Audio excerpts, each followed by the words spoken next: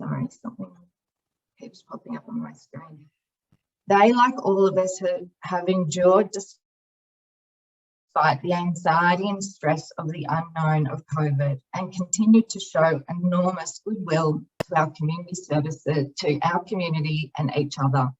I personally want to thank Nick Grant-Collins, who's here today, Hafer, and all of the Casey officers that have presented and supported this network. I especially want to thank my team leader, Roseanne, for her shared leadership and consistent support of myself and the network. A special thank you to Glenn, our CEO, who is in attendance today, for setting a collaborative and shared leadership culture at Casey in order for this work to flourish under such harsh circumstances. We, as Casey Relief and Recovery Network, was approached by Kip, the CEO of WHISE, and our MC today to host the first Emergence and Evolution conference of hopefully many in Victoria. Kit had mentioned on a few occasions that she approached our network due to our close-knit culture and consent relief framework is ideal to capture and express the local learnings, impacts of the pandemic on our social, small, very strong network. This conference is part of the needed recovery work and will also assist in directing the network's future recovery work for Casey's community services. Above all, this is a celebration for everyone's work and the resilience in this space. I'll now pass over to you, Kit, the CEO of WHISE, who is a founding member of the Relief and Recovery Network, which wouldn't be the same without her. Over to you. I think that's a good thing. Could not be. And thank you very much for setting the scene there, and for your leadership too. Big credit to you about the connection and the camaraderie I think that exists across the Relief and Recovery Network. Colleagues, I've shared with you, but we've had a few people join us again. If you want to look at today's program, it's the hyperlink to the PDF is in your chat box. Please feel free to open and have a look at it. It's got all the biographies of the people that you're going to see and bear witness to their conversation. Small hint, many of the people who have got the pretty pink flowers behind them are the people that are going to be sharing their experiences with you, which is a means to have a conversation for community and social service workers about how has our practice changed. And there are 4 questions that we're really going to try to ask. What did we learn that's changed? What do we want to keep? What do we want to let go of? And what do we want the sector as a whole to learn? That's it. That's all we're going to do really at the end of the day, is to reflect on that. We're going to hear from, as per the program says, from people who've had that experience. There's going to be a presentation, there's going to be an interview, and there's also going to be a panel discussion. In the middle of that, there'll be a bit of a break. And then I'm really delighted that the CEO of the City of Casey, Glenn Patterson, is able to close out, because I think Casey as a council has really showed supportive leadership through this whole process. This is, however, in the good Zoom tradition of the pandemic, not going to be as much a one-way conversation, but a two-way. We really want to hear from you. There are a few ways that you can do that. The first thing, of course, you can do is, if you're familiar with Zoom, is just type something in the chat. Make a comment in the chat. There'll be many of us tracking it, reflecting on it, and often I've been in Zoom meetings where there's been that conversation that's emerged. Of course, there'll be moments in the session for Q&A where we'll after each session, after each presentation, interview, panel, we'll ask the audience if there's any questions that they have or any comments they'd like to make. Put your hand up if you want to know where your hand is. Apart from being on, there is a Zoom hand. You go to the reactions button on the bottom of your screen, you click on it, and there should be a little button called raise hand. Stick yourself off mute and let us hear what you've got to say.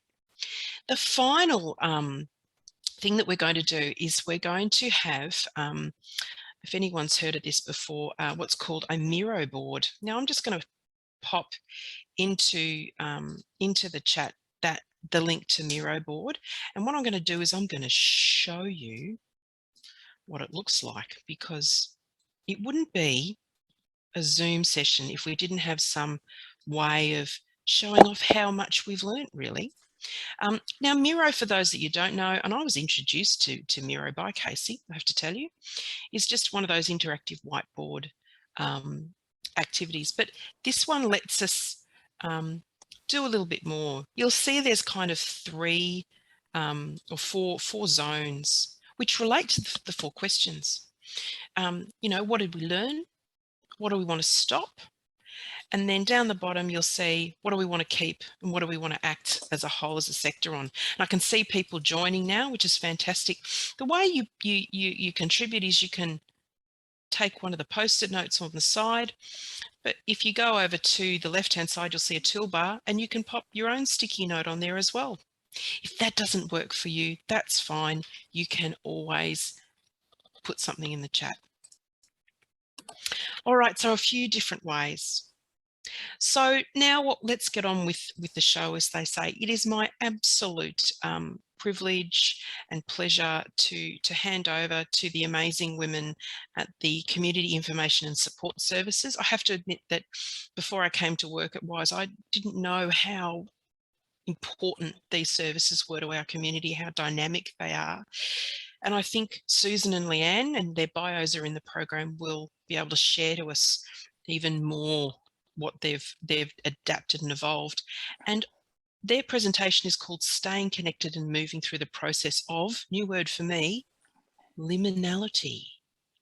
Liminality. So I'm really looking forward to hearing what that word actually means. And now I'm going to hand over to Leanne and Susan, who will take themselves off mute, and Leanne's going to share the slides, after which there'll be an opportunity for a bit of Q&A. Thanks so much, Leanne and Susan. Over to you. Thank you very much. I'm hoping that the technology is working and that you can in fact see the beautiful PowerPoint. Slides, Leanne. Excellent. Beautiful slides. All over to you. Excellent. Thank you very much. Thank you so much for the invitation to join this amazing conversation, discussion. I can't promise that we're going to answer all of those questions. I can promise that we will ask many more, and hopefully that will lead to a little bit more conversation as well. And I think what I'd like to do is just echo, Kit, what you've said, and just invite people to have a think about some of the things that we're talking about. We know they relate to everybody. We hope that perhaps we're sparking a little bit more conversation about some of these things. So pop your ideas, your comments, your challenges, your questions in the chat or on the Miro board, and we'd love to have a few minutes at the end to perhaps have a chat about that as well. So we all know that in March 2020, we were all hit with the incoming COVID-19 pandemic, and we could never have predicted what the world was going to look like today in November 2021. The one thing that seems to be common across the community services sector, and let's face it, most sectors, was the unpreparedness that was experienced. And for our 2 busy community information and support services in the city of Casey, this was certainly the case. Now, most of you know what we do. Very quick recap, we provide a range of support services, and we're very much focused on responding to people who are in crisis, the most vulnerable people in our communities. We deliver a range of programs right across the whole city of Casey that respond to people in need. And the most requested service is emergency relief, which we offer in a variety of different forms.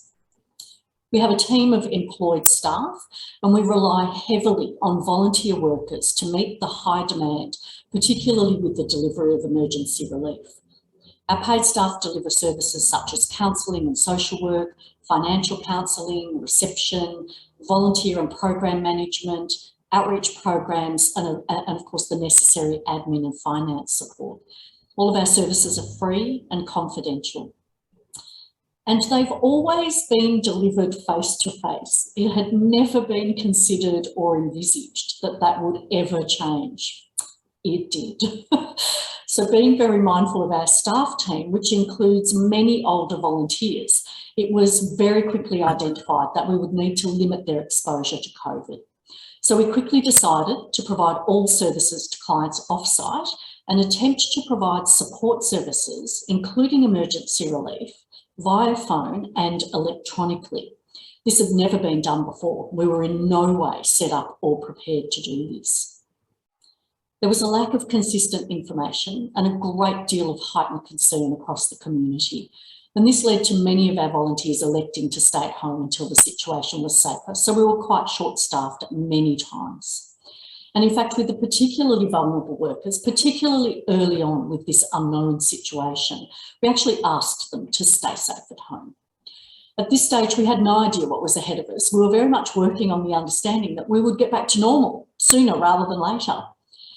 Directions from state government were often unclear, and navigating the government-provided websites for information was not always easy. We did trial the government recommendation that people should work from home if they could. Some of the team at Casey North worked from home on alternate days, swapping with other team members. At Cranbourne, the majority of paid staff worked from home throughout the extended pandemic of 2020. However, with people working from home, the workload did increase for those who were still based at the office. Eventually, most workers preferred to be in the office, and as we're designated an essential service, this was in fact possible. And overall, the staff appreciated the fact that we were able to work on site and have some of that much needed contact with each other as well as with our client population. And that's extremely beneficial when you're working and you're providing services to disadvantaged clients.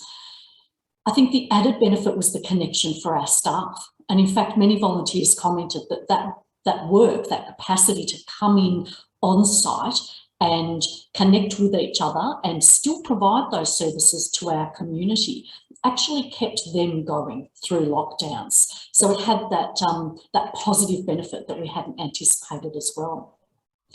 We very quickly worked out how to deliver non-contact support services in a COVID-safe way.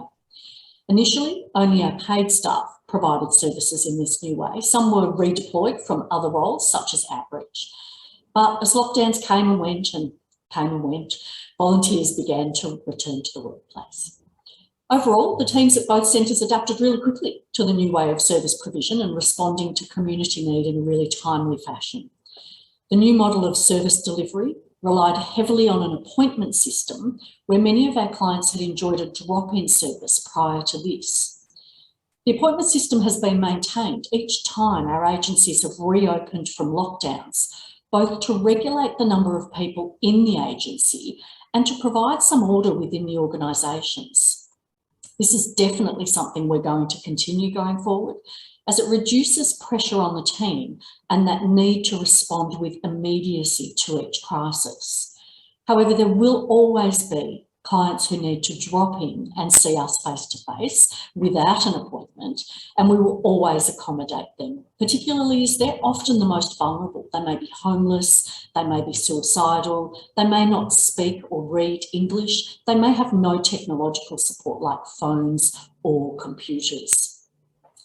So in this way, the pandemic actually provided us with an opportunity to encourage our clients to call ahead and adapt to this changed system, something that we had attempted previously, but had never really quite worked out. It had been quite challenging. Going forward, it's still preferred that our clients come to us for face-to-face interviews. It gives us a much better opportunity for both the clients and the worker to better connect, to develop rapport, and for the worker to provide the best options and outcomes. However, we now know that if there is any reason whatsoever that a client in crisis cannot attend our service, we can still adequately provide a support service and ensure that that person's needs are immediately met. It quickly became apparent that the new ways of working and functioning at any efficient and professional level relied heavily on adequate technology. Updating the in-house technology became a priority at the very start of the pandemic. Fortunately, both of our organisations had commenced this process, and we were able to develop improved working technology reasonably quickly. Quick grants from the City of Casey helped facilitate small but essential items that we needed, such as cameras, mobile phones for off-site work. Subsequently, we were able to deliver those services and connect with the community in many ways. Engagement with the client group was diverted to phone interviews for emergency relief and for other programs such as counselling, financial counselling and community information. Our social media platform, in particularly Facebook, was also very useful to get information out to the community in a timely fashion. Emergency relief was provided via various electronic means, and I can tell you we had never envisaged that we would ever have to do this or that it was even possible.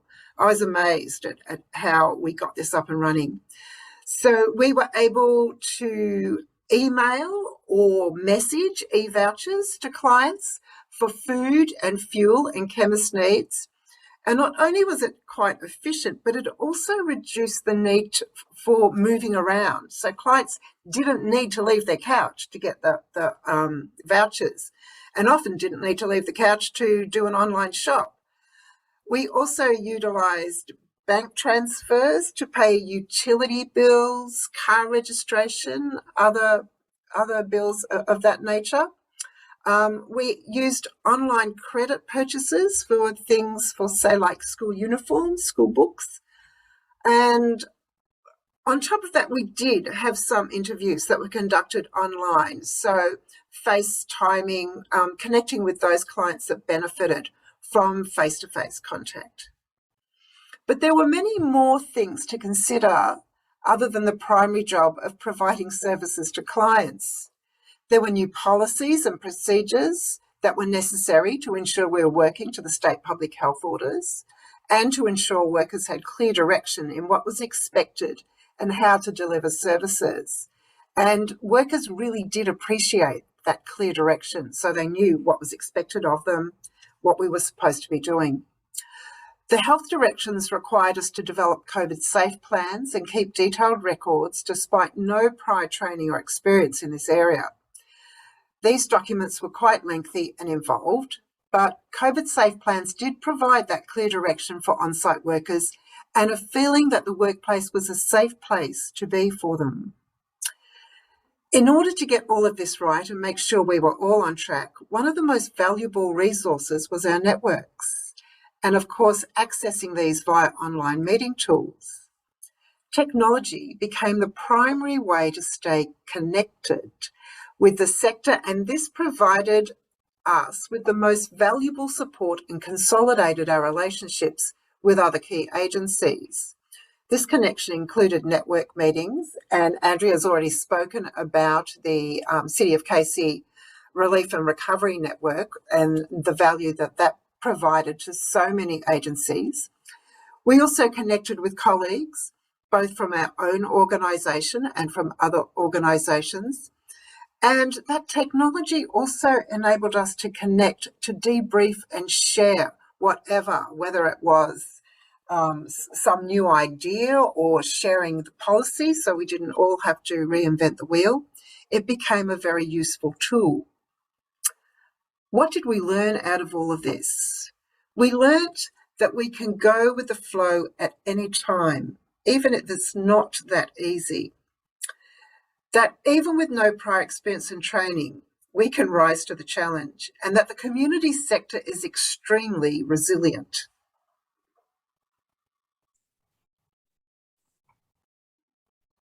During the period since the pandemic turned our world completely upside down, there's been a common observance that it's caused some level of chaos, disruption and change for everyone, and in different ways for different people, both in our personal lives and our work lives. It's meant for some a fusion of those two lives while they work from home. And of course, I think we've all had experiences where either for ourselves or for some of the people that we work with, it's been with varying degrees of success and certainly elements of juggling. For others, there's been a real sense of loss. For all of us, continually a feeling of the unknown. We went from our reasonably known lives to a world that presented so many uncertainties. Initially, there was a feeling of working towards returning to normal. As time went on and we were forced in and out of more lockdowns and had to become more and more used to different restrictions and rules, it became clear that there was not, in fact, going to be a quick return to the way we were, and we had to continually change our compass to a new path. Our government and the media heavily contributed to this by initially having a strive for double donuts, and low or no infection rates as a way of driving the beast out. We were then asked to switch that focus to vaccination rates and overcoming the beast in that way. Some of the things that we normally looked forward to in order to cope with our work stresses and the other stresses of our lives were actually taken away from us over and over again. Visiting and connecting with family and friends, travel, holidays, eating out, going to our favourite places, freedom. And throughout this process, we've had to continue to deliver services, respond to the most disadvantaged and vulnerable, and to a changing demographic of disadvantaged and crisis. As Susan's mentioned, we have adapted at every turn, even when it hasn't been easy. We've turned our attention to the effect on our staff teams, both personal and professional, as one certainly affected the other. And in fact, for many, the impact has been quite intense. We've looked at ways to reduce and respond to that impact. As managers, we've often had to park our own feelings of distress while holding the trauma of others around us and supporting them as best we can. This challenge has been overwhelming at times, and we cannot yet say that we've reached an endpoint. We continue to be in a state of transition from what we knew, what was certain and familiar, to what we are yet to be familiar with. How will our organisations function at the end of this? When will we reach the end? Will there be an end? When can we finally settle into a new, known routine? For many organisations, the pandemic has presented unheard of challenges and a continuing period of trial and uncertainty. This period of transition has been identified by cultural anthropologists as the liminal experience. Liminality is a theory of transition that defines a rite of passage or a period of time that is betwixt and between, a period that can be both destructive and constructive and result in significant change. We have both found this theory to be extremely useful in understanding where we're at, how we got here, and informing the path ahead. The word liminality comes from the Latin limen, meaning threshold, and has been described by Laura Empson and Jennifer Howard-Grenville in March this year as having three core characteristics.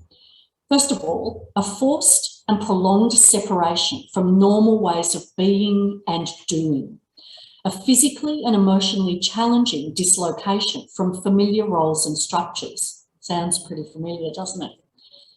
Secondly, although a liminal experience involves a prolonged break from the familiar, it doesn't fully replace it. It is both disturbingly different and confusingly similar. One such example for us has been the fact that our organisations continued to provide a normal service while using radically different means to engage, collaborate and deliver. And finally, when the liminal experience comes to an end, those who have survived return transformed. When we finally emerge from our time of trial, we will have been changed in lasting ways we may not yet fully understand. Liminal events occurring across a whole society, such as a pandemic, can lead to significant social change. People are already talking about the Great Resignation, or sea changes and tree changes, as being perhaps examples of lasting change. Is there a power shift between employers and employees, at least in some industries, and how might this play out?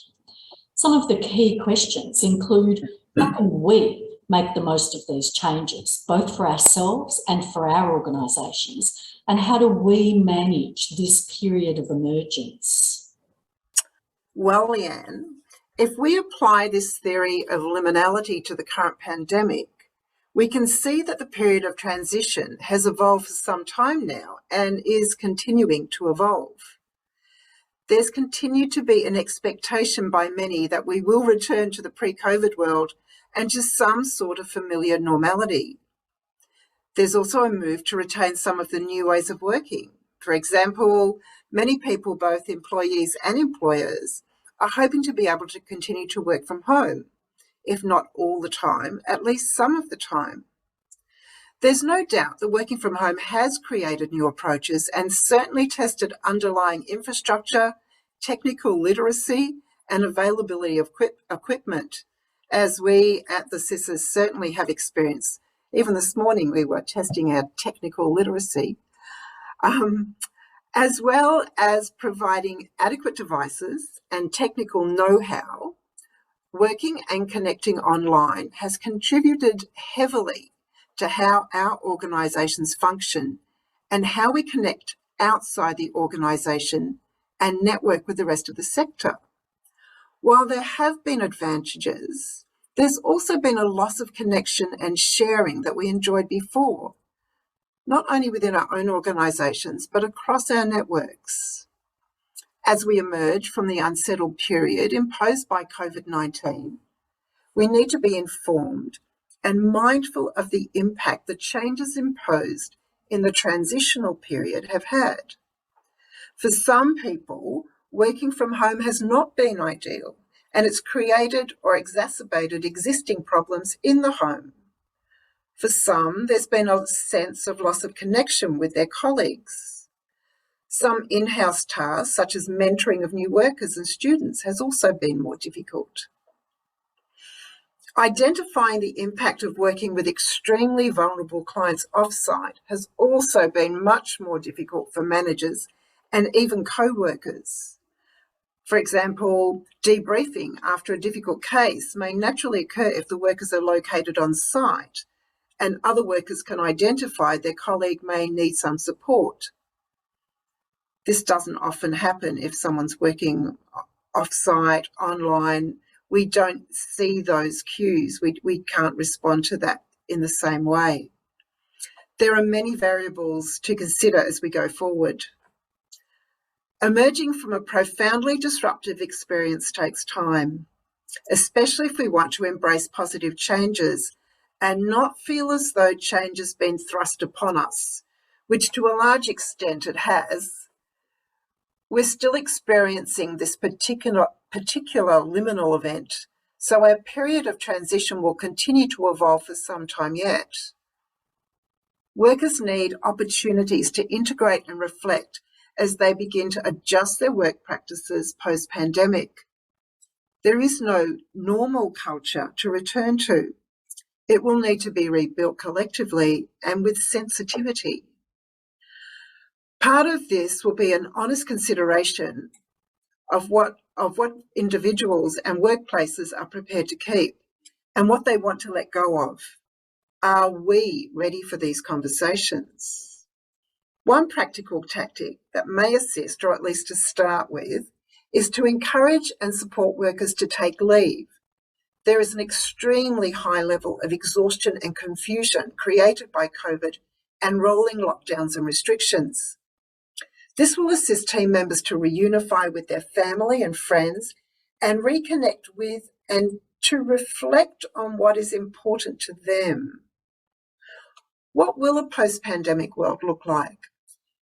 As we stand on the threshold of what this may look like, we have the chance to embrace what we've learned and take those opportunities to create positive change rather than grieve for too long what's been lost. In conclusion, Epsom and Howard Grenville advise that we don't lose the experience and learnings from the liminal altogether. If there is one enduring lesson that we all share from our liminal experiences,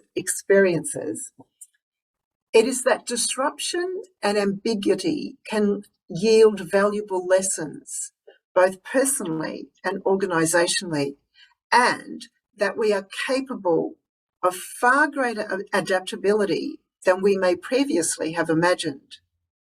The pandemic, therefore, represents an opportunity to build revitalised organisational cultures and to emerge collectively stronger from our time of trial.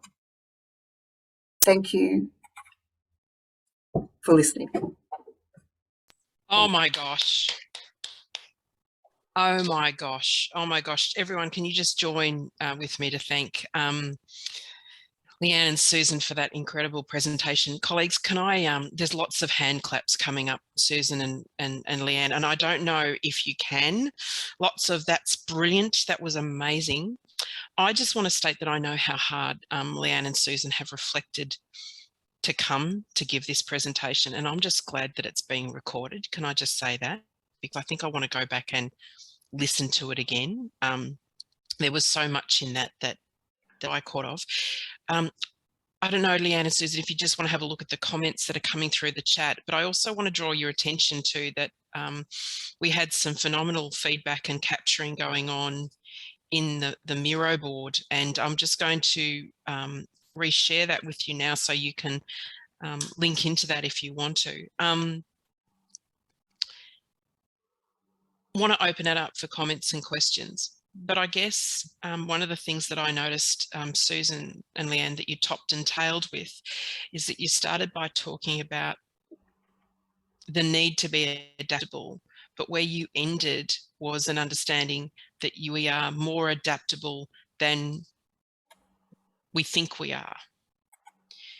Do you think it took the pandemic to get you to think that way as a leader and supporter of community? Leanne or Susan? I don't know. I think it pushed us. It definitely pushed us more than we wanted to be pushed. I think we always knew that we were pretty adaptable. We've always had many challenges thrown at us over the years, but this is by far the greatest one. And I think that one of the biggest things that both of us found was the responsibility that came with that leadership throughout the whole 2 years, and keeping the ship afloat. Excellent. Leanne, did you have a view on that? Yeah, I think one of the things that I would say there is that all credit to our teams as well, because I know that, as we mentioned, many of our volunteers are older, and many organisations that rely on volunteers actually really struggled with losing a large number of those volunteers through the pandemic. A lot of volunteers were very scared, and rightfully so. If they were older and more vulnerable, we have many that live in retirement villages. But I reflect on the fact that the volunteers emerged as this amazingly strong, resilient team who keep saying to me, so I mean no disrespect because these are quotes, you can teach an old dog new tricks. So one of the things I reflect on is that we've actually, almost every week, we're asking our older volunteer team to do different things, you know, Teams and entering directly into the computer and lockdowns, openings and all the rest of it, and they just keep rolling with it. And, you know, I'd like to think that that demonstrates the incredible resilience that people can have, but it also demonstrates, I think, culture that we both build within organisations too, to support the teams that we have. Yeah, so I think that's probably what I'd say there. Fantastic. I note in the Miro board, and I don't know if you can go to it, in the grey box about ACT, which is, for me, I think what's really a great point of conclusion remarks. You know, that there have been people you know, what does the sector need to act on? We need to ensure work-life balance, the blurring of the lines, you know, the working from home. And I think that you referred to that and people needing to take leave. I personally love the line change rather than grieve. Take lead in recovery work with the workforce across the sectors. And someone else has written here a beautiful point, which is understanding the grief and loss process at a community, personal and professional level, the stages and experience and impact on how we work and live, and the possibilities of what comes from the change. I mean, that's my understanding of liminality. That's liminality, is that idea of the threshold and the change, isn't it? Absolutely. Yeah. Yeah. Moving from the known to the new known, which is unknown at the moment. Perfect. There's a great comment from our Nick. I'll still call you our Nick Grant Collins. Nick, you haven't quite left us yet. Absolutely, Leanne, and challenges perhaps some of the age-related assumptions where resilience in a time of digital channel shift will emanate from. Yeah. I want to thank you both for your comments, colleagues on the call. The feedback doesn't stop here. If there's things that occur to you as we proceed on that you're reflecting on, please add them to the Miro board and to the chat. But Susan and Leanne, thank you so much for that time. As I said, I'm so grateful that we recorded it, because I know that I will be going back to look at this presentation again and reflect on it as well. Everyone, just do a little digital clap again for Leanne and Susan. Thank you so much. Thank you. Thank you. Thank you. And it's now my absolute delight to introduce the wonderful Jackie Blake from Relationships Australia Victoria. You've got Jackie's biography of her capacity and her skill and her commitment in the program. And what we're going to do now, before we have a very quick break, is I'm going to interview Jackie about a piece of thinking and reflection that her organisation did about the pandemic and how it's changed practice as well. But everyone, join me in welcoming Jackie to the stage, as it were. And Jackie, I'll just open up by saying, in preparing for today's conference, what reflections and what work did you and your colleagues do at RAV? Thanks, Kit, and thank you for the really warm and generous welcome. Hi, everyone.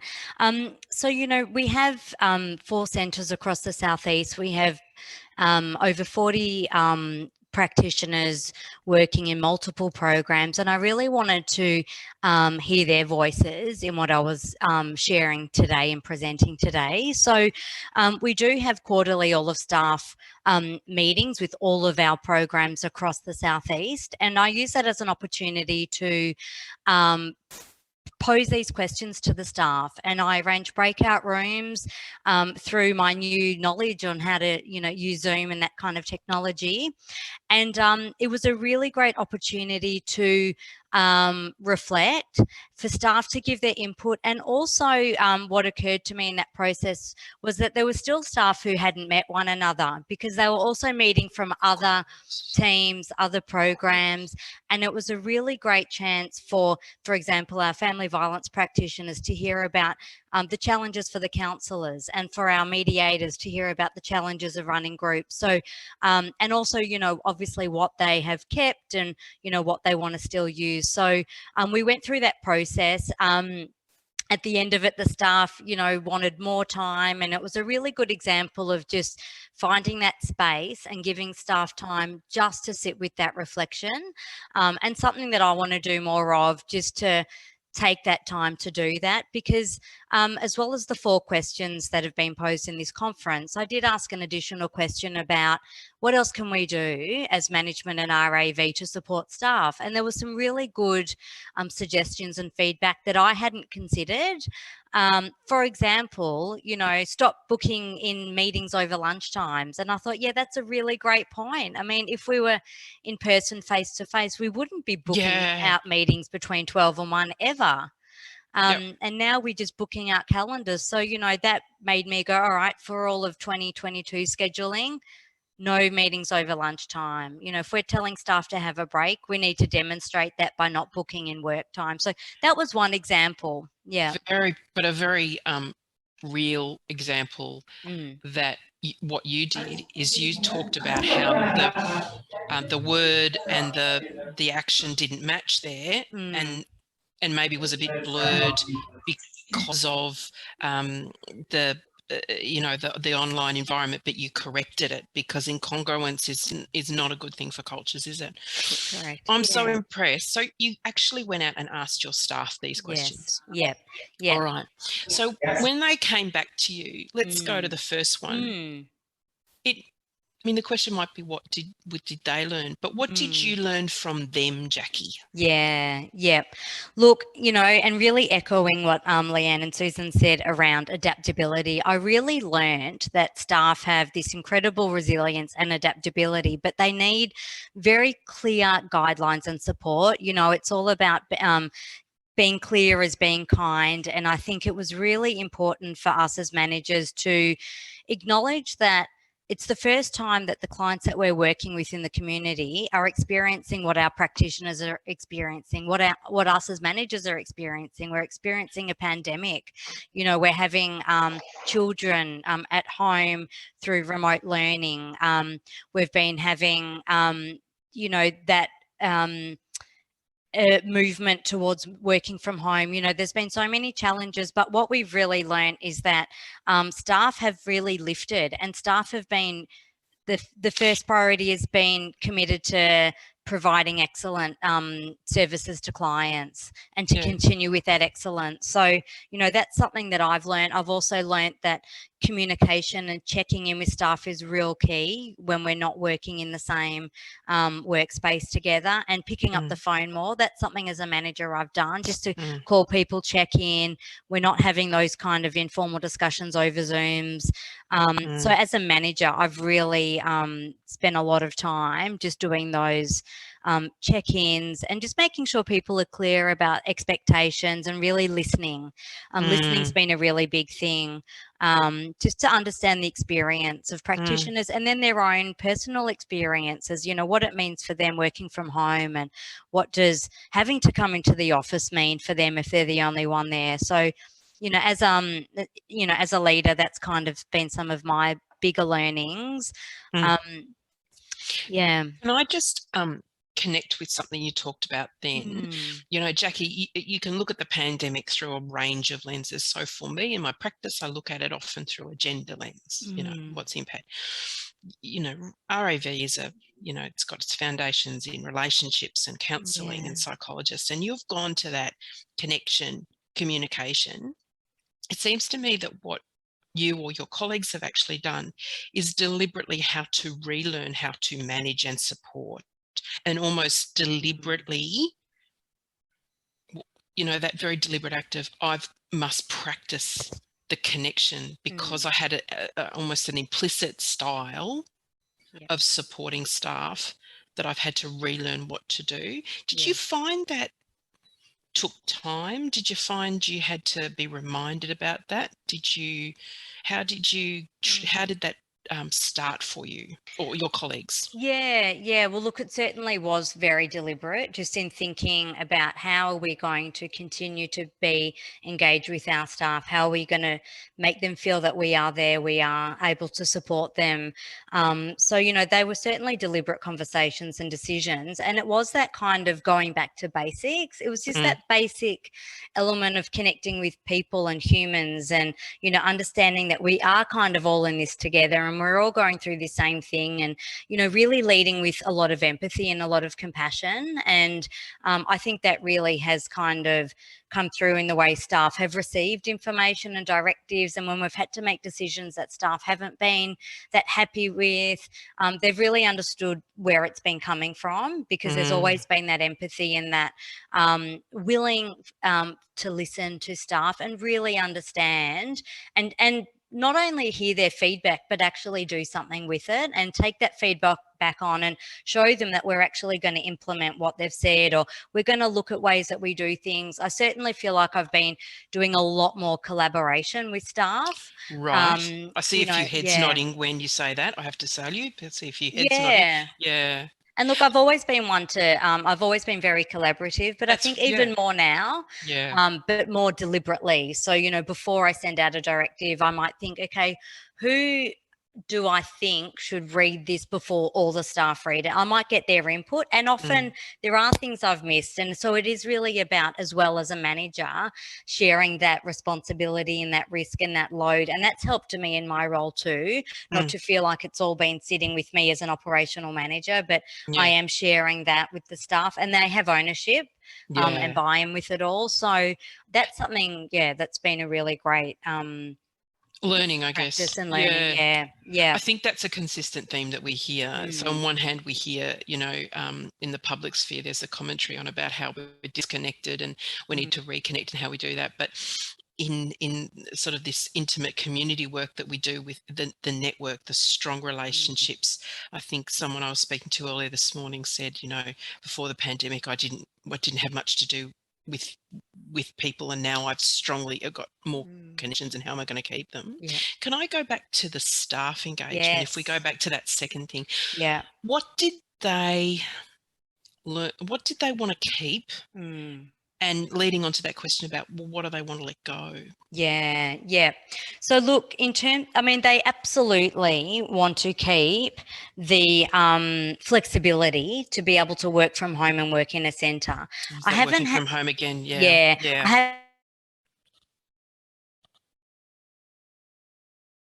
It's all right. It's one of those Zoom. Have had to work from the centre because their home environment hasn't been adequate or suitable, particularly if they're on the phone to perpetrators of family violence, or if there are other they're doing therapeutic work. So we've had staff in the centre, and certainly the feedback that I've been getting is a mixture of being able to work from home, particularly if you're a carer, a parent, you want to be able to pick up your kids from home, but you can still jump back on and be in a Zoom meeting at 4 o'clock.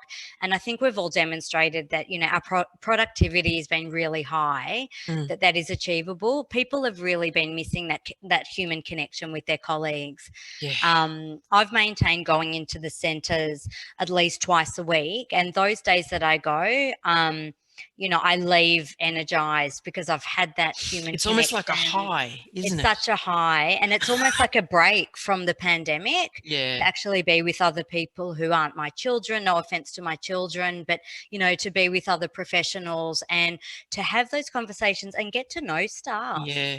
Can I just go back to that? Because one of the tensions here isn't it, and there's been on the Miro board, there's been a couple of comments about work-life balance and need to take things, but at the same time we hear this idea, I like being flexible. And from a gender lens, of course, we know that burden of care is often on the women.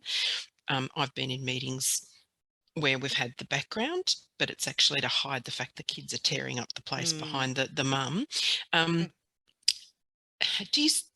Do you think there's that understanding in your teams about flexibility and work-life balance? Because often one can confuse the other. I mean, that might be something they want to let go of. I don't know. Yeah.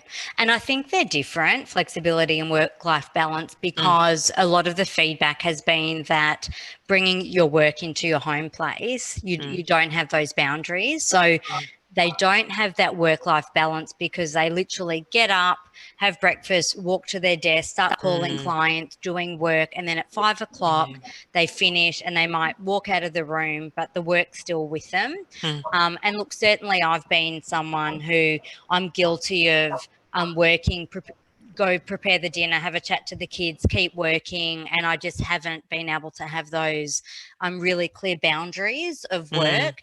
I know with staff, I've had conversations about let's put in certain things in place so work does finish for you, and let's actually have those really really clear boundaries. But I haven't practiced it that well. So, but I think, in terms of work-life balance, the flexibility is fantastic. I think we have had many clients who have really taken well to remote service provision, and I'm happy to talk more about that and some of the really great impacts. Yeah, go there. That'd be great. Yeah.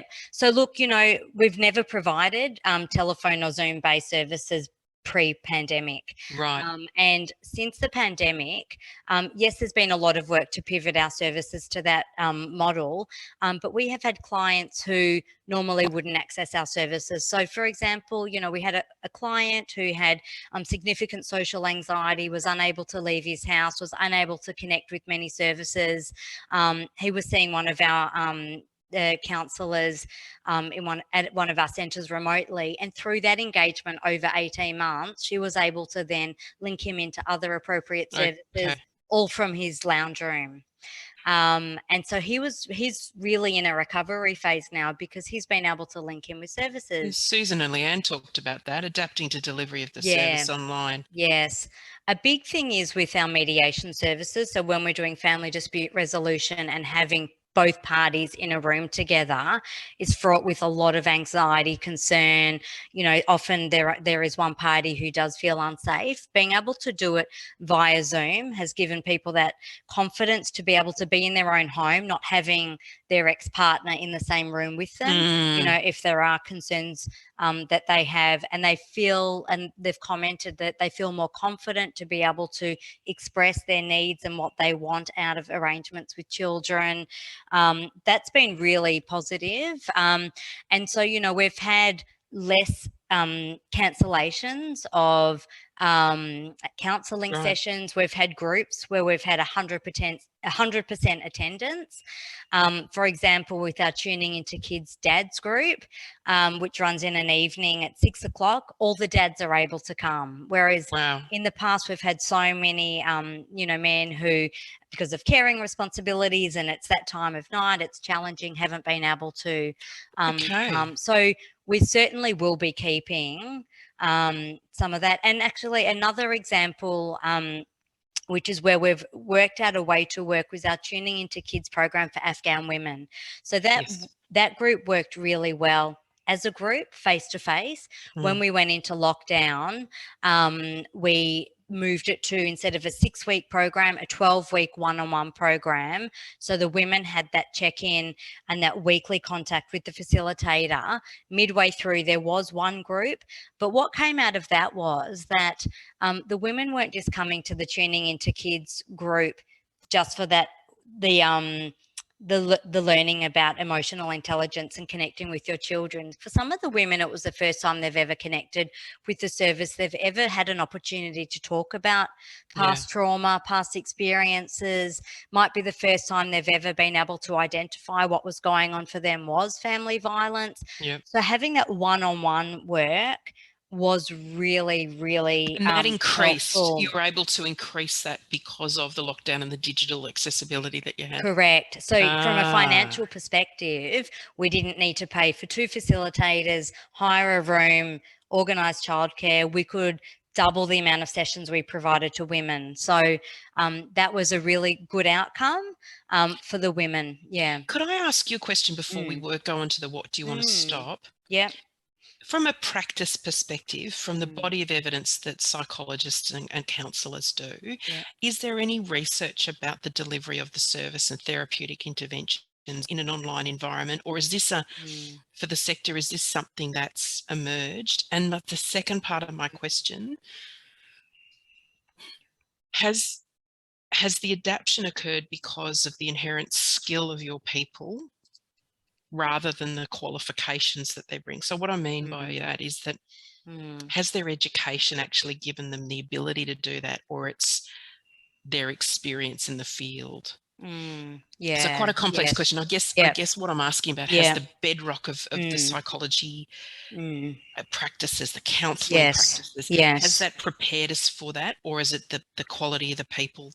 And do we need to learn more, I guess, about how that, because it seems a bit untested at the moment. When I hear but it's working. You know, like it's working. Look, it's working, and certainly we've had to be very responsive, and it wasn't a planned approach. You know, we had to move very quickly to providing services in this mode. We do evaluate all of our programs. We do get client feedback, and the feedback has been that we still have been making an impact on people. There still has been change. There still has been that therapeutic relationship that's been able to be a successful relationship. Clients have expressed that for some clients, being in their home, in that safety in their home, has enhanced the ability for their recovery and for the work that they're doing.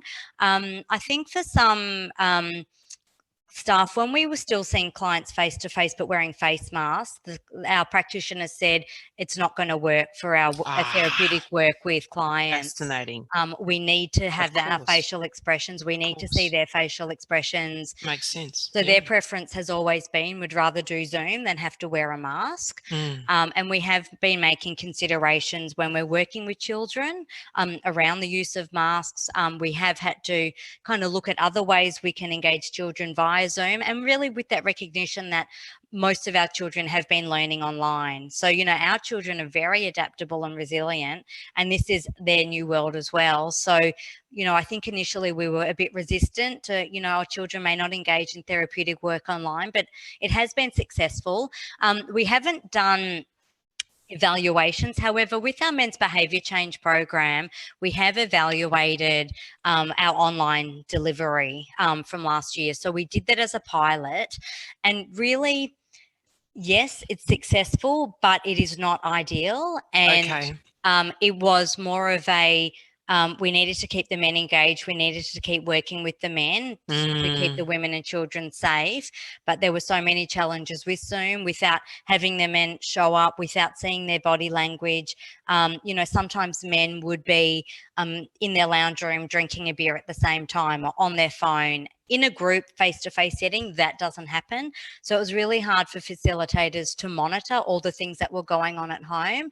And it just really increased the risk, particularly when the affected family members were living in the same house. So we know from that program, face-to-face is the way to go, but we have delivered it via Zoom because it was that or nothing really for us as a service. So we know with that program, you know, early next year we'll be going back to face-to-face. So in a sense, you're learning still. The organisation is still learning. I'm just conscious of the time, and honestly, I could keep talking all day with you and the colleagues, but what do your staff want to stop? Look, the staff want to stop all of the Zoom meetings. They want to stop. They want to go back to some face-to-face, some Zoom. They want to stop the rigid 9 to 5. They want more flexibility. We do open during an evening, but they want more of that, and clients want more of that out of hours work. So, you know, they want to, you know, stop that expectation that we have to rock up at work at 9 o'clock and work till 5. So that's something that we certainly want to let go of. I've just got a few notes. What else do they want to let go of? I think they just wanted to let go of, they wanted to be able to have kind of more choice for clients, more choice for the way that they worked and they practice. So day to day for them to be able to choose if it's going to be face-to-face, if that's what the need is of the client, if it's better for a Zoom or a telephone. So they wanted to cater to the situation rather than it to be rigid, it's one way or the other. So that's something absolutely. But I think to let go of, you know, we were really working in a region by region way at RAV from my experience. And so I think we can let go of that because now we can take clients from all over, depending on their need, not depending on their geographical location. We can see clients remotely. We've been referring a lot of clients to our Traralgon office because they've got more capacity to see some of our clients. And I think, isn't that fascinating? And that's something that never would have happened. And the other thing, just more connection with other RAV regions and working more collaboratively in that way as well. I think, you know, we've been able to connect so much via Zoom, which has been helpful. It will be nice to go back to face-to-face, but I think I've appreciated the ability to connect with a lot of stakeholders, including, you know, City of Casey and all of the stakeholders that we work with. I really feel like we've done this rapid networking and relationship building, and I'm not sure if we would have got to this stage without COVID and without the ability to connect online, because it's been really rapid, but it's been effective as well, and it's broken down barriers to attend meetings or to connect. So that's really interesting. So if we think about, so what I'm hearing you say is that there was this, like Leanne and Susan, there was rapid change. There was just this recognition. I think what I'm hearing you say, it's expanded your delivery, not contracted it. But moving forward, it's the recognition that there is more choice that we have. I'm fascinated with this idea that, you know, moving from the hyper-local, actually utilize the capacity more, that what we've got, we can do that now. So that's fascinating. But also just that continuous learning that you've gone about the practice to the therapeutic intervention that you're doing. If you go up in that helicopter as an operations lead, as someone that knows the region, what does the sector need to take with them and learn about moving forward? What are those themes coming out for you? Look, absolutely. I think we need ways to look at burnout and look at staff health and wellbeing. I really think that's something that we need to have a big focus on for next year. I think the sector as well, what's become evident to me is we need to perhaps look at streamlining services. We need to look at that better collaboration so it is easier for clients to access services, but as organisations working in the same sector to be able to be to really have more kind of alliance. I think another thing, as well as what I said at the local level, but a bigger level, I think what we need is to look at work-life balance. I think we need to look at a big thing is recruitment, retaining staff, how we do all of that, that's a challenge for us at the moment. And, thinking about ways we can attract staff, that'll be something that the whole sector, as you know, is faced with at the moment. That's a really big challenge. I really think as well, I've been looking at, professional development opportunities for staff, and at a local level in RAV, COVID has enabled me to say to staff who might be a counsellor who might be interested in working with men, well, why don't you jump in on a men's behaviour change program and observe, and if you're interested, I'll train you up and you can do that. So I've really been able to hear what staff are wanting to, how they want to grow, and it's been very easy for me to just connect staff with other programs and help that learning and development. So and I want to do that as a sector as well. And Kit, I've reached out to you. I really want to see, as leaders and mentors in the sector, I think that we're doing that across organisations too, because we've got so much to learn from one another. And I think we're doing that really well in RAV, and I can see how staff are engaged and, they want us to really be committed to their professional learning and development, their career goals.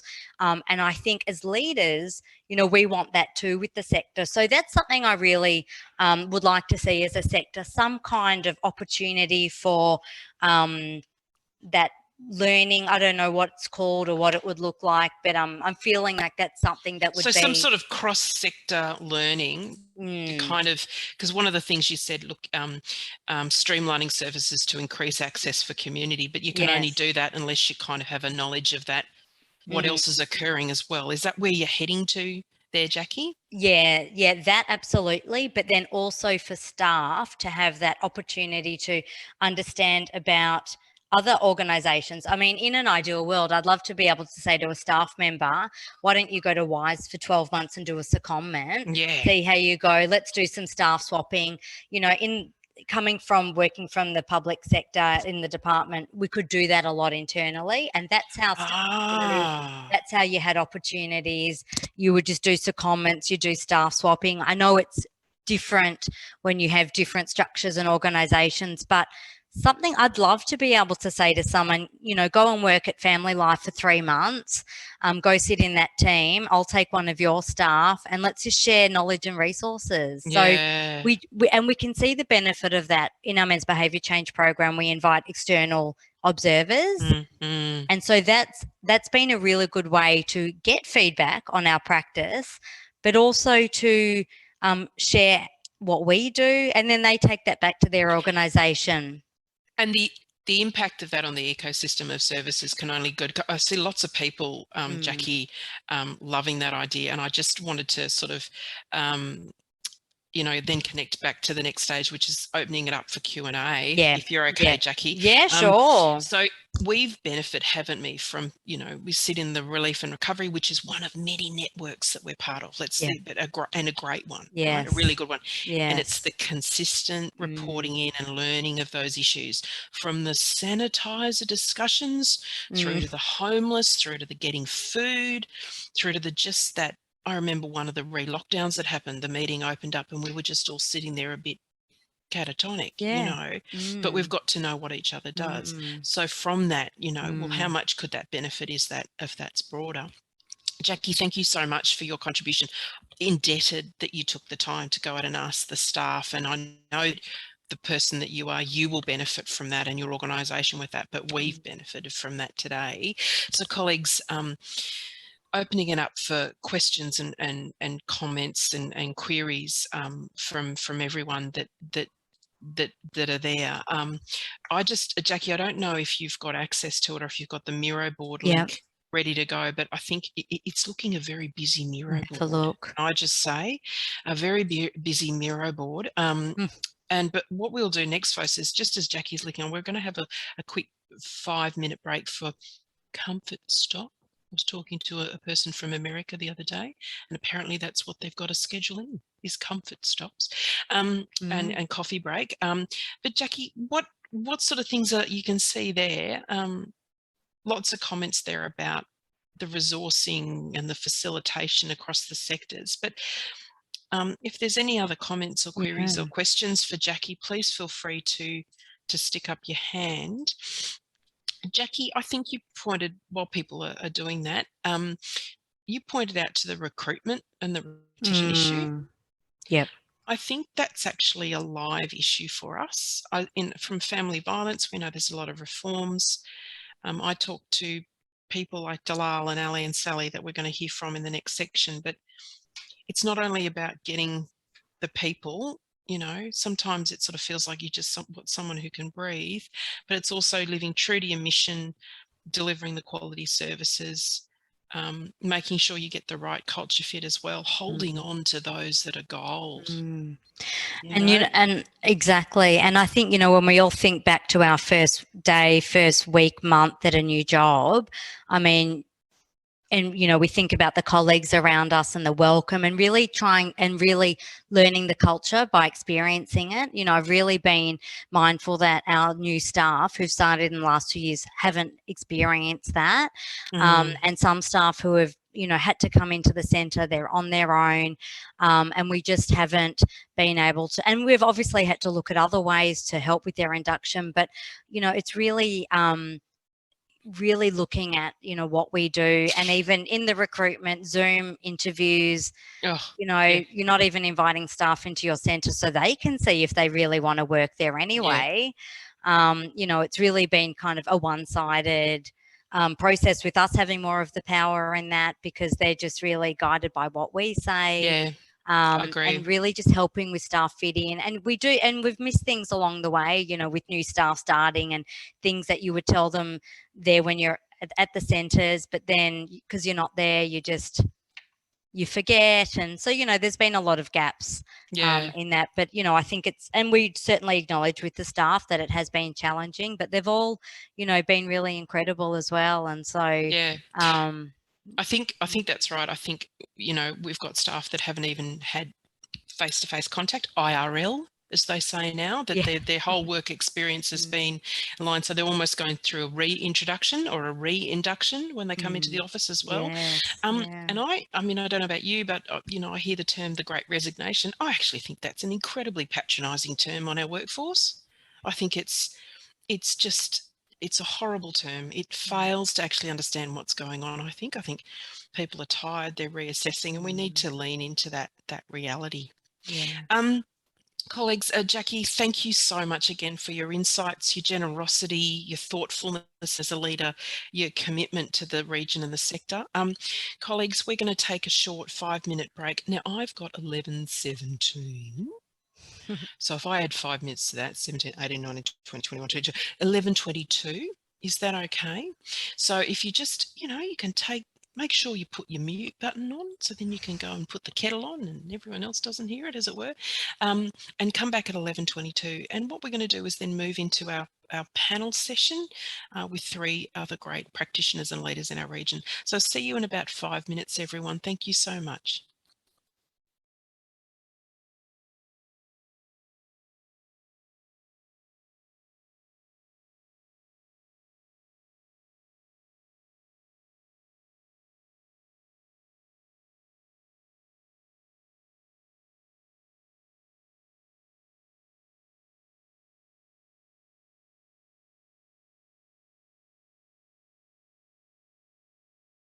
That was great, Jackie.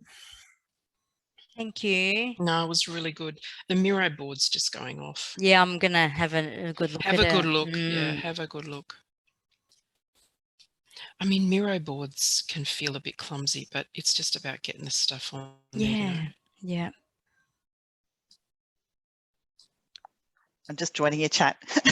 Yeah, do Roseanne. It was great. Oh Gee, my gosh, yes. It's so good. It's so really interesting to hear about the whole digital thing as well. Oh, Like not just having the options of different digital things, but what's safe and what people might want it, but is it the right thing? It's just the nuances of it all. But yet for others, it's, you know, even it's kind of reframing and telling us about the assumptions that we made about our practice in the past. You know, that, exactly. You know, just hearing Jackie talk about, you know, that actually we had 100% attendance. I know, it's amazing. We find it too, like for our events and activities. But are they attending in the same way? Are they getting the same value? We don't know. See, and that's the other thing that it brings up, doesn't it? Is you can have participation, but is it actually engagement? And how do you know that you're hitting the mark? You know. Yeah, and I think the facilitators have become very skilled at that engagement, and they are just wizards in, you know, how they work with the participants in the groups. But, you know, we've had some people in their car, you know, in a group that was the only place that they could be on their phone. We've had, you know, people, you know, in really, safety, you know, absolutely. Unfortunately, we've had some people like on a roof or at work, and we've said, no, you can't participate. It's not safe. But, you know, we've had that's commitment. And we also, you know, we applied for that quick grant to City of Casey, and I should have acknowledged that in my interview, but it was because some of the men didn't have access to an iPad, and we weren't allowing them to use their phone because they couldn't see enough people on the screen. So we got $5,000 to buy a whole lot of tablets to loan to the men, so then that they could use, they could still engage with our programs. And so, you know, that's been something, you know, that we've had to look outside the square. How do we continue this engagement? And so, you know, when councils are offering money, people have got so much better at it, haven't they? Yeah. We've just gone down this this long journey, and we've become so much better at doing the engagement. But yeah, great that was useful to you, that council funding, perfect use for funding. So useful. Yeah. Oh, that was great, Jackie. I really enjoyed that. Oh, so good. And your questions. I feel like it wasn't even what I had wrote. But, you know, in a good way. Like, I think, you know, sometimes you write notes and then it's just there as a safety blanket. But I think I did cover off certainly because I really wanted to make sure I was sharing the grassroots responses I got from our practitioners, and I feel that I did, and I did them justice for that. So, and the community sector insights was really good as well. I thought, talking about it as a sector as well as an organisation and as a manager. I thought that really covered it off. That was brilliant. Loved it. It's so learning for all of us, hasn't it? Yeah, it really has. Yeah, it really has. My speech kept on disappearing while I was speaking. It's never happened before. I hate that. It kept popping up, so I know a couple of words I missed. Oh my God. You know what I was thinking? What we could do, Andrea, though, is I think your speech sets the context really well. And I think when we come to present it, Andrea, it might be that what we do is we publish it, you know, that we actually put it up as a PDF. You know, this is the context, you know, if you're comfortable with that. I think that would be a really nice way of paying respect to that as well. Yeah, I think so too. Because I hate that. It's nothing worse than when you're cutting out like that. And I know how much effort and I think it's a really thoughtful piece that you put together. Yeah. Maybe it could be recorded and added to it. Yeah. It kept disappearing. Thank you. Zoom just keeps wanting me to send a message to you, Ali, for some reason. It keeps popping up. The messages. I don't know what's going on. Yeah, the vagaries of Zoom. You know, Zoom life, isn't it? Zoom life, it's all part of the vibe, isn't it? So it's about 23 past, so I'm going to assume that people are back. Hello, everyone. Can I just ask, are you going to compile all the comments on the Miro board so we can? Yeah, I will do that. Yeah, I will do that. I think that's important. I think so as well. Yeah. That would be my pleasure. That would be my pleasure. Susan, before we start, and Leanne, you made a quote a couple of quotes of sources for the research that you're quoting on liminality. If you have a moment, and only if you have a moment, would you pop that in the chat? I did my very best to find it, but all I could do was quote Wikipedia, which is not the same. It's helpful, but it's not the in my same. desk kit, it is. I have about 20 articles of liminality, but the Look, if you want to create a reading list for it, or just stick a couple in the chat, that We would did be start amazing. with Wikipedia and then we expanded As from all there. good research does. I love that word. Yeah. It's great. Yeah, it's great, isn't it? But the concept is great. Like It's the great. idea of it, and I really like the pictures that went with it, and that's sort of the frame inside a frame inside a frame. Yeah, it's great. It was very impressive. I've got it, Leanne. Thanks, matey. All right, folks, welcome back from your comfort break and from your cup of tea and coffee. It's my absolute pleasure to present to you 3 colleagues that we're now going to interview in a panel.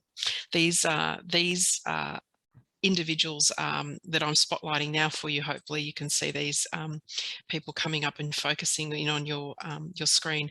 We've got Ali Talsef, who works for Family Life, and you can see his bio in the program, but we've invited Ali to speak with us today because of his engagement in the community through Family Life and the work that he's doing there, but also his commitment to his community in our region, and hopefully we'll hear some of that story today. We've asked the amazing and wonderful also Dalal Smiley, who's the CEO from Wellsprings for Women, an organisation that many of us know and love, to just talk about what she's noticed in the community, what she's noticed as a leader, and also how she's appreciated that change with her lived experience of working with women from diverse and migrant backgrounds in the region. And finally, the amazing Sally Dickinson, who I've been very lucky to meet through this process to prepare for this conference. Look, Sally is a peer worker and professional in the mental health and wellbeing sector, and is certainly someone who has seen firsthand how this pandemic has hit that sector. So we're hoping that right now this panel for the next 20 minutes with some Q&A at the end will bring, I guess, together some of the key themes of what has emerged and what have we got to evolve in our practice with community and social services sector moving forward from the pandemic. So look, we know the questions, colleagues, don't we? Ali, Dalal, Sally, what do we learn? What do we want to let go of? What do we keep and what do we act on? Being people of high competence, I'm just going to ask that first question a little bit differently. And Ali, I might start with you if that's all okay. I mean, you're a person I know who has a great sense of what's going on around you and connection to what's around you. Did this pandemic teach you anything that you think yourself as a professional, your colleagues or the sector have taken for granted prior to the pandemic? So were there things that you think, oh, we took that for granted? And did the pandemic kind of reframe something for you? Good morning to everyone. And first of all, a great privilege to be here. I know this week is a week that we do quite a lot of, I guess, uprisings against family violence, and that's why I've got my No to Family Violence shirt on as well. So I want to dedicate my session to all the victims of family violence, men and women. I mean, mostly it is women who are the victims, and that stats are actually prove that. So I want to pay my utmost respect and gratitude to all the brave women who still carry on with your day-to-day life despite of what you're actually going through. Thank you. Thank you. I guess if I take one take for one, I guess focus on one particular aspect of our life that we may have taken for granted, that would be relationships.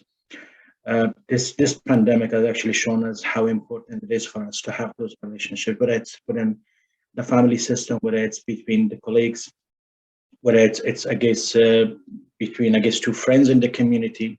I guess this pandemic has actually shown us the value and the strength and I guess the pure hope that gives us these relationships to carry on, to drive our day-to-day life. We have actually been through times where we've actually had to limit that for certain cultures. I mean, relationship is not limited to the immediate family, but it actually it is much beyond that. So a family means different to a person depending on their culture background, and it has been quite tough. I mean, if I speak of our own personal background, it has been quite a tough period where we've actually had to keep away from our loved ones in some of the most sacred, some of the most, I guess, significant times during the last 18 months. And of course, between work colleagues as well, just feeling that, look, you can still continue working, but then if you don't have that physical touch. So I guess this is something that we kind of revalued, and then I guess maybe revisit it after this, I guess, period of pandemic, and try to kind of maybe have give it a more deserving kind of respect that this is something that drives us. Yeah. Fantastic. Ali, that's fascinating. So I guess if I go back to that question, you think perhaps one of the things that we've taken for granted is relationships and the strength we get from them, but also what I hear, what you're saying, how they're made and the different places that we're made. So the pandemic has really framed up perhaps how we've taken those for granted a little bit prior to now. You also made reference, I think, to, and I'll move to you, Dalal, about the different ways and the different places that they're made. Dalal, if I can go to you now, in your experience in community, living in community, and as a leader in community with Wellsprings, what other things do you think that we've learnt of that perhaps we took for granted or we didn't note that we needed so much? What have you learnt as a leader? Thank you, Kitty. We learned a lot from this era of change, if you like. But for us at Wellsprings, our focus has always been on having the physical space of, creating a safe space for women as a physical location. So very much being a center-based.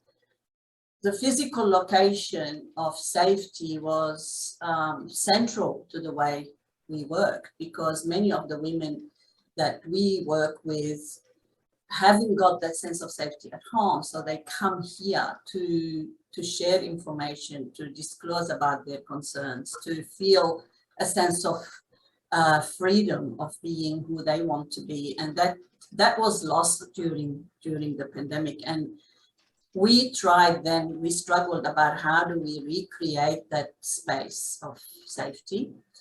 And, we've done our absolute best in terms of keeping women engaged. So having that, the first phase was so many phone calls every day to women, to the point where they asked us not to, that they've had enough, they were really bombarded with phone calls every day, because that was our only, go-to operation, is how do we keep engaging? Yeah. Because we know that connection is important for, if needed, the access to safety and the access to support. Yeah. And I just want to comment on your point about the gendered lens. We definitely know that this had a huge impact and was had impacted on women much more in many other ways than anyone, especially women from migrant refugee background, especially in women who are living in abusive relationships, especially on women who don't have the same level of English literacy and digital literacy. So what we saw was that increased sense of isolation, increased risk for the women who are living in abusive relationships. And for some who, the relationships were okay before, became an issue of concern during the pandemic. So I suppose now what we're taking forward is how we're going to be in the future offering that kind of blended way of doing a service. So for many women, they will continue to engage online because of many different reasons. And for some, it was absolutely essential for them to have that to return back on site. But we will always have both ways of engaging. So that will be options for many women. Not to forget that the vaccination issue about having people on site who are vaccinated, those kind of restrictions that we will be facing in the future will cause more barriers for more people. So being able to continue engaging with women who, for whatever reason they don't wish to be vaccinated, is going to be a key focus as well. But we have to take that into consideration. Yeah. Can I just, sorry, you keep going. Yeah, I just want to talk about the, you know, the highlighting of inequalities. I was going to go there, thank you. And the, you know, we've seen more racism, ugly racism that raised its head again to the pandemic, where, you know, ethnic communities were blamed for all kinds of things. So these are sort of things lurking that come up all the time during those times of tensions. So yeah, so these are sort of things we, as a sector, we need to keep an eye on and not forget that. Yeah. I think what I'm hearing you say, you know, we had the reframing or the revealing of the importance of relationships. I think what I found fascinating about your leadership sharing today, Dalal, is the fact that what you learned is actually we've had an assumption that safety, the way we do safety is through this. I don't know if anyone's been to Wellsprings, but it's a beautiful place. It's a beautiful cottage. It's welcoming. How do we create that in a non-physical space world? I think that's fascinating to reflect on. But I think you're also right that the pandemic hasn't caused racism or gender inequality. It's revealed it. It's writ large, hasn't it? I mean, it's really revealed. It's pulled back the covers of it and shown it really quite clear. It's exacerbated inequity, and therefore it's exacerbated people's ill health and unwellness. Yeah. Sally, sorry, Dalal, yes. It also revealed the importance of the grassroots organizations. Suddenly we were in the spotlight because we are the ones who so close to the communities, but others might consider hard to reach. We don't consider them hard to reach. We consider that the systems create the barriers, not the people. So suddenly we were relied on so much to be spreading this message about the COVID safety and the vaccination and all of that. So I just hope that we, you know, that revelation, if you like, by government and other bigger agencies about the importance of grassroots is taken to the next step in terms of recognizing our value and the value of the partnership between the larger organizations and the smaller ones. I think that's right. I think there's lots of heads nodding, there's lots of thumbs up occurring. What I noticed, and I might move on to you, Sally, in a second, but thank you, Dali, is that the agility of those smaller organisations, they were almost seemed to adapt before the need arose because they knew what was coming, rather than more centralised approach. But the capacity within these organisations is what enabled it to do. So I think that's something that I think is something as a sector we need to reflect on as well. How do we keep that agility and that knowledge that lies in those community organisations alive and utilised better in the future? Sally, I might go to you. So you work in amongst a range of areas, the mental health and wellbeing space. In your work that you do, what did the pandemic reveal to you that we take for granted?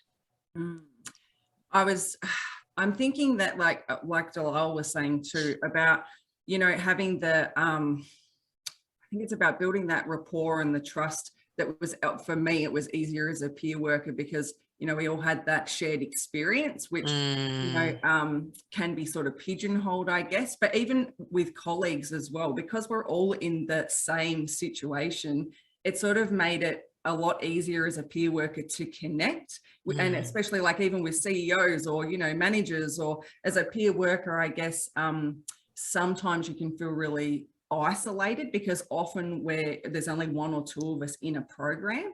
So that's one thing that I learned, is that, you know, I'm not siloed from everybody. So it actually enabled you to see that you have connections, or it enabled you to take advantage of connections more than previously. Yeah, definitely. Yeah.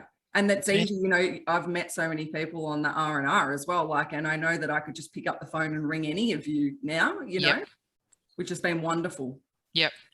I have to say, one of my experiences in online is being able to meet with a whole variety of people as well, that from very senior people to the rest of people. But at the end of the day, the 4 boxes, the 4 lines, right? That's that consistency, as opposed to going into a big posh office in Collins Street or something like that. You know, there's been that. That's something that has surprised me, that it's kind of created that equality that perhaps didn't exist. But at the same time, we know there's a thing called digital barrier, or the digital divide, which is another thing that the pandemic has revealed in inequity too. So that's fascinating. I might then just open it up then to see who'd like to answer this. You know, if I can ask you to respond this as yourselves as an individual, or you might want to speak to a collective there. What do you reckon we got to keep? So, you know, Ali, the relationship, the understanding of relationship, you know, Dalal, the connection to community organisations, you know, Sally, the understanding that we have got networks we can talk about. What do you want to keep? Might be that, might be something else, but what do you want to let go of? What do you want, just want it shouldn't come back again? I don't mind who starts that first up. I guess Sally, for me, I guess for me it was around reflecting on my limiting beliefs and the you know, the limits that I'd placed on myself as a peer worker probably before this pandemic had happened. Wow. Going onto online. So yeah, looking at what my restrictions are, and then talking that out with my team leader too, and probably being a little bit more out of the box and thinking, okay, how can I deliver this? What does this mean? Like, you know, before the pandemic with my peer work, I was sitting in a room talking one-on-one to a client. Now I'll walk, you know, our dogs with our clients, or my clients will show me their, you know, their veggie gardens, or, you know, the connection that I've been able to connect with clients is just, yeah, on a whole different level. So I guess that's fascinating. Yeah, that was my main reflection on letting go of, you know, those limiting beliefs that, oh, it has to be this way, or it has to be that way. And it's interesting because Jackie referred to that as well, didn't she? She said, you know, we learned that actually that the way you can deliver can be you can expand it rather than being an either or a limiting piece. And I love that. Thank you for that honesty, that authenticity about saying, well, it actually, what I want to let go of is those limiting beliefs of my own practice, because I've actually learned I can expand them. So thank you for that, Sally. Ali, I heard you, I saw you nodding a lot in that. What are those things, you know, you might want to, oh, Jody, I see your hand up. What about we go, Ali, if I go to Jody, and you can just have a think about, you know, what might you want to keep but let go of. Jody, I'll open it up to you, my friend. You had a comment you wanted to make. Look, you know, COVID, certainly there was lots of gifts as well, and part of it is pushing us out of our comfort zones to learn a whole range of new skills and to be a lot more bold and courageous in our delivery strategies. And certainly in my role with Family Life, we've delivered a number of communities of practice online with a professional development, personal development type focus to try and support people through COVID and the personal and professional journey that we're all on. And we've reached over 1,000 people. Now, I know if we'd endeavoured to do what we did online in person, we would never have engaged with that many professionals. And the feedback around the value of what was delivered to support people during that time was, you know, exceptional. So, you know, I'm a touchy-feely person, probably don't have good personal space at times. So I like to be in the space with people live, but I certainly but certainly know that COVID, one of the gifts has been adapting and pivoting, dare I say that word, our practice, somersaulting, backflipping, and learning about how to engage with people in different ways. And yes, there's a disconnection in that, but there's also a capacity to reach and support more people. Yeah, So it's I reckon you're right. Thank you, Jody. And I've benefited I have to say to you, from that greater levels of accessibility for sure. Ali, you work for Family Life too, I know, so you might want to, you know, comment on that, as it were. But do you have, so, you know, in the PD, I mean, the access to the PD is something you want to go. I mean, I've sat on making dinner at night when I've been on a professional development thing with the International Labour Organisation in Denmark. I mean, it's been quite profound to me what I've been able to access. So kind of don't want to let that go. But just reflecting on what's been said today, what are the sort of things that you want to keep but also let go of? Well, I could not agree more with Sally and Jodie. Definitely that kind of closed mindset that we can only do things in a certain way. Now, COVID taught us, I mean, something that we were looking at it a bit suspiciously previously. If someone was saying we're working from home, or are you resting from home? Because it doesn't seem like working from home. Yeah. So, yeah, my husband used to say to me, "I'm home from work." Yeah. Yeah, yeah, absolutely. Now, what COVID showed us is that we're actually more, and this is proven fact. This is evidence-based. Working from home actually means that we're actually spending more time doing work. So there is more productivity in work. I mean, it also means that you're actually giving more of your personal time, which is a downside of it. But by no means working from home is actually going to limit someone's productivity, I guess, in terms of the work. It actually increases the level of work, I guess, the tasks that you're completing within a certain day. So that a closed mindset, I guess, needs to go. I feel like working from home and providing that opportunity to clients as well to actually open their doors to different ways of being communicated with, not just phone and face-to-face. That video platform is actually going in line with the technology as well. So we're actually moving forward with the technology, not just, I guess, with the condition. And I think for people from migrant and refugee backgrounds, this whole conversation has added intersectional barriers to it that we need to be mindful of. Dalal, I know that you are very close to this reality in your work. Can I ask you to perhaps answer this thing about what do we want to let go of from the mind and the lived experience of a migrant woman? What are some of the assumptions and the ways of work that we need to let go of or stop as we transition back to post-COVID? I think letting go, you know, it's been mentioned before. I also had that meeting with my management team about those 4 questions. Oh, wow. Similar to Ali and everyone, they did say about letting go of the assumptions that what the possibilities are. Yeah, there were so many things we never thought were possible before and are now possible. I mean, staff always worked here at the center. So now having that option of working, you know, from home and working in the office. So, and we also don't have the space now. We've got so many stuff. We don't have space at the center to put everybody. You've grown, that's right. Yeah. So it's great to have that option where people, you know, will alternate between home and office. Yep. The other thing in terms of the sector is, and I think it created, I'm seeing more respect and acknowledgement between agencies of better collaboration and partnership. And suddenly the value of bilingual, bicultural workers became so important. It's sort of that recognition of the grassroots knowledge, isn't it? Don't you think, But Dalal? also It's the skills. For every organization, the importance of having a diverse workforce.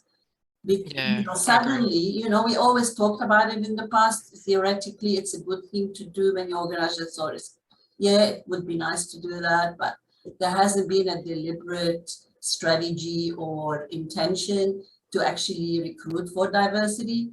And I'm seeing that happening more and more because it's you know, it's became like we are part of a project that it's all about bicultural, bilingual workers in working in a collaborative way in relation to providing information about vaccination and COVID.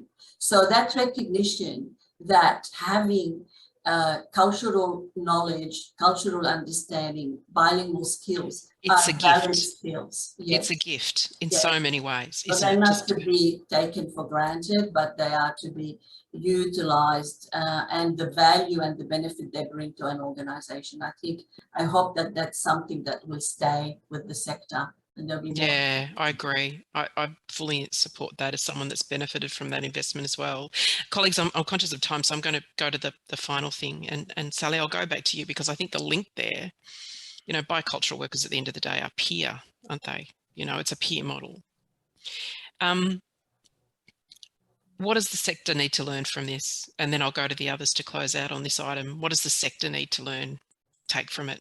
I think that the power of that peer connection, even, you know, say with a counsellor, you know, even having that person-to-person connection, which I think this has probably illuminated that for all of us, that, you know, your professional capacity, but how you work with that, and just how important that person-to-person connection really is. And when you have that shared experience, like we all have had through this, brings more compassion and more empathy, which I think really that's important for the sector to take, you know, the learnings and the understandings around, us as human beings. Yeah.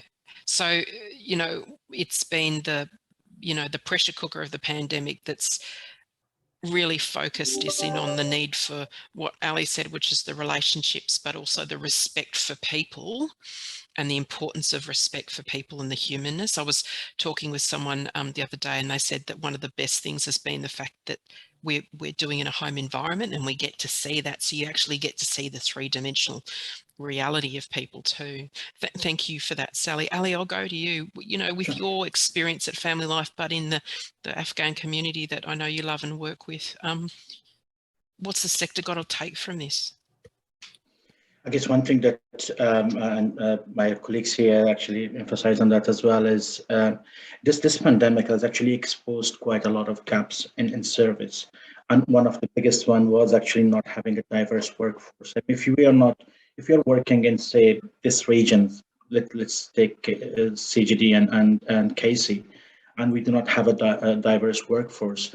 I mean, it makes it quite difficult to provide a service that could be inclusive to your client base as well. As one of my great colleagues who was sitting here, Haifa, once did in one of her culture presentations, based on the stats that we had from 2016, I guess, census, I think around 49% of Australian population has got a linkage to a multicultural, I guess, family. Either their families are from the region, or they've got a parent who's actually been born overseas. That needs to be acknowledged, and our services needs to actually address that need as well. So I feel like going ahead with that respect for the grassroots services, going ahead with that respect and value acknowledgement for people who can communicate in multiple languages, it can only strengthen the service delivery. Amazing. I think someone's just made a great comment on there that I've actually just stuck on the Miro board, which is about need for workers. Dalal, please, over to you. What do you think the sector needs to take with us? Absolutely. I just thought, Kitty, that I was thinking about it the other day, that we have benefited a lot during that time from the communities of practice. I think I found them really, really useful in ways of sharing knowledge, insights between colleagues. And I think there needs to be something like that for agency leaders to talk about between smaller and larger agencies around the tension between growth and sustainability. Like for some of us, we just struggle just to be sustainable, and yet we know that there is this thing about continue, you know, agencies are wanting to really just keep growing and growing and growing, and not leaving room for smaller agencies to flourish.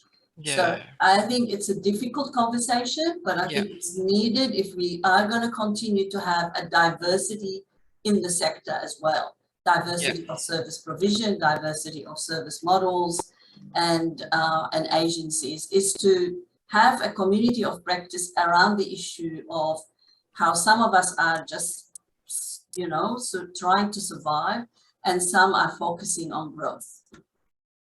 Perfect. I'm just trying to capture that now. Colleagues, I'm mindful of time. I could, like Jackie, like hearing to Leanne and Susan, we could clearly keep this conversation going, and I think we should. But I want to thank you on behalf of all your colleagues in the sector and the local community for your service, for your leadership, for your commitment and your clear passion for making the world a better place and for bringing all your spirit to what you do. So thank you so much. Indebted.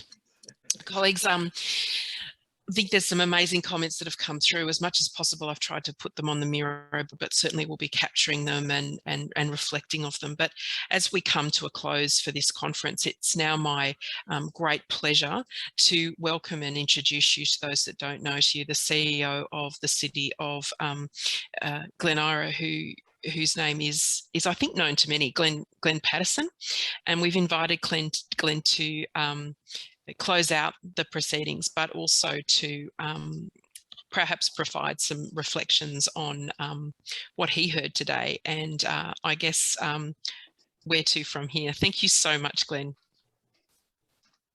Thank you, Kit, and it's been great to spend the last couple of hours listening into all of your reflections and insights. It's been terrific. And I'm actually from the city of Casey, not Glen Eira. Oh, sorry. I was doing three things at once. The I know. Just right. I apologise. The great city of Casey that we love. Thank you. I think most have worked that out. So look, it's been a real privilege to be part of the event today. I think it's really important for us just to pause and have these opportunities to reflect on the impact of the pandemic on all of the City of Casey community service organisations. As a council, we very much recognise that the pandemic's weighed, very heavily on all of us, and many of the insights that you've shared over the last couple of hours, I think, just demonstrate the value that all of your organisations bring to the City of Casey community, and they've been really fantastic insights and experiences that you've shared. I think they reveal so much about how the sector has adapted and evolved, and many of you spoke to that over the last 20 months.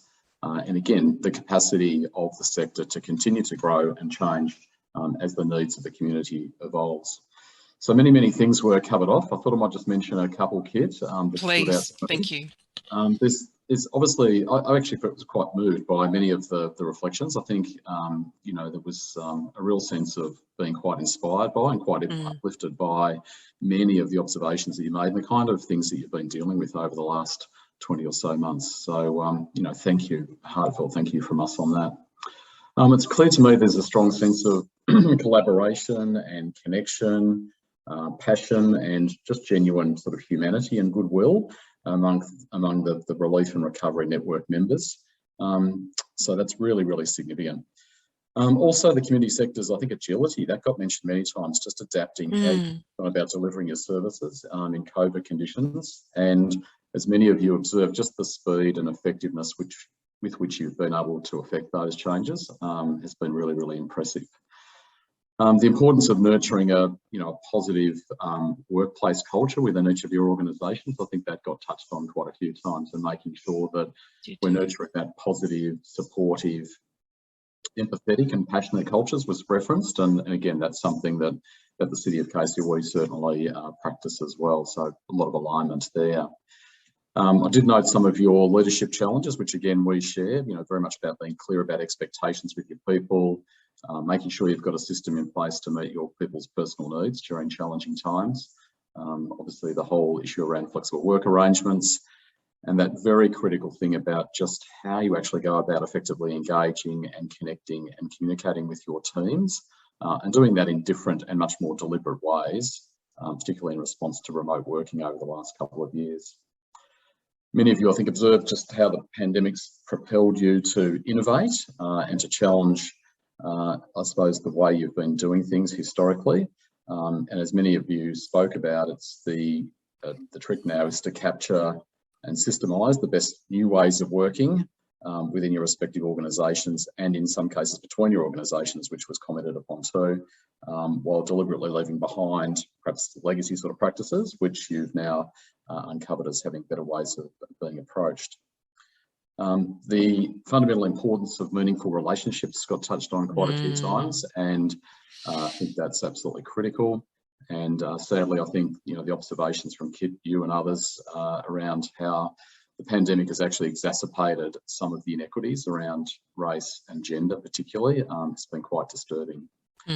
But I think, you know, the positive out of all that is I got a real sense of hope from many of your comments that you know, have a sense that you've emerged stronger from this shared experience. And it has taken a toll. I think that many of you spoke about that. So I suspect you're in a position where many of your people are, you know, on the point of exhaustion, given the demands and the expectations of the last 20 months. So now there's obviously a need for, you know, personal renewal to come in for those people. And I've learned about liminality. That's not a phrase or a concept I was familiar with previously. So thanks to Leanne for introducing that concept, and Susan as well.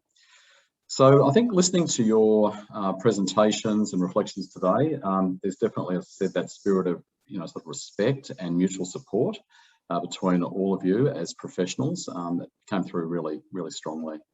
So I just wanted to acknowledge that bond that exists within and between each of the organisations and across the sector, and a sincere thank you on behalf of the City of Casey for what you've achieved individually as workers in the sector, and also collectively through this recovery and relief network. Super impressive. As I mentioned, community service organisations have shown incredible, I think, innovation, empathy and resilience to support Casey residents, despite the impact of the fatigue and service closures and changes, and that need to continually adapt to the changing conditions.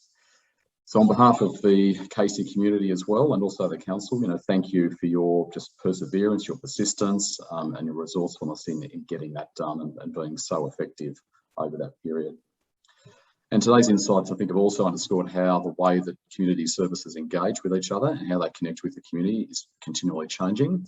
And we're mindful that this transition into recovery must be done together. So it's really valuable and critical that the kind of conversations and connections that you have in place and today's conference is facilitating continue to be an ongoing feature of how we do our work. We must continue to analyse what we're keen to keep, as we mentioned, and let go, and, you know, what needs to be sort of dialed up and dialed down in terms of how we go about doing things. So a huge thank you to all of our contributors today. A big thank you to Andrea from the City of Casey, who arranged today's event. And to you, Kit, from WHISE, you're incredibly, I think you're just born for that kind of role. You're effectively very effective in facilitating the workshop, so thank you. It's been very engaging and really entertaining in a way too, to just be listened to. So the last couple of hours has flown by, just being part of it. So to Susan and Leanne, thank you for your thoughtful reflections and insights. And also to Jackie Blake, great to hear your approach to leadership and how you've gone about embedding learnings from our shared COVID experience. And finally to the panel members, to Ali, Dalal and Sally, that was a terrific conversation too, again on what you wanted to retain and discard, and how you're going jointly to go about developing a better system of work for the benefit of our communities. So a massive thank you to all of you who've been part of this event today and who are part of this network, both the professionals and the volunteers who've kept this sector operating during COVID. Your experiences throughout the pandemic and your reflections on how you've changed your practice, I'm sure will help us ensure that we meet the evolving needs of the Casey community, as we've mentioned. Our most vulnerable communities, you know, strongly depend on your services. And again, you've demonstrated that together we can emerge and evolve, both more capably and in stronger form. So a heartfelt thank you to everyone. Thanks very much, Kit. Thank you so much, and over to you, Andrea Minka, to close today. Thank you. I just wanted to shout out to everyone who's participated today, and big thank you to Kit for flawlessly arranging this and facilitating. So thank you. And I just wanted to remind everyone that this is the first of hopefully many across Victoria conferences like this. So if you work in another area in Victoria and you're interested in having this model in your area to begin recovery with community services where you are, please reach out to myself or Kit. Thanks everyone. Amazing insights. Very impressive. All right. Bye. Colleague. Sorry. That's all right. And that brings to the end of today's session. Thank you everyone for your amazing contribution. Have a lovely afternoon and look after yourselves, won't you? Take care, everyone.